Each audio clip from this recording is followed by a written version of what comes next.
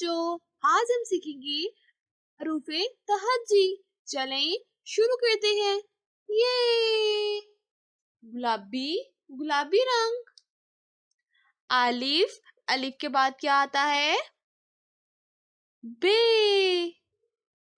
बे के नीचे एक नुक्ता। पे पे के नीचे 3 नुक्ते।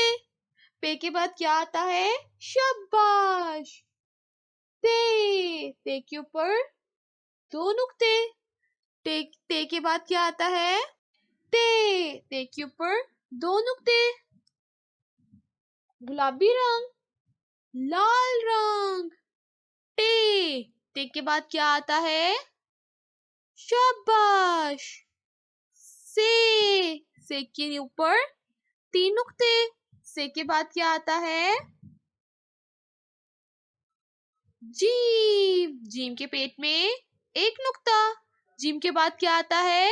जे लाल रंग, नीला रंग। जे के बाद क्या आता है? हे हे खे के बाद क्या आता है? दाल दाल के बाद दाल। नीला रंग, भूरा रंग।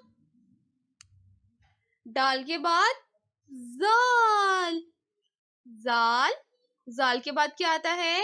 रे के बाद अरे अरे के बाद जे के ऊपर 1 नुक्ता। भूरा रंग। चले अलिफ बे पे ते से जीम चे हे दाल दाल जाल रे अरे जे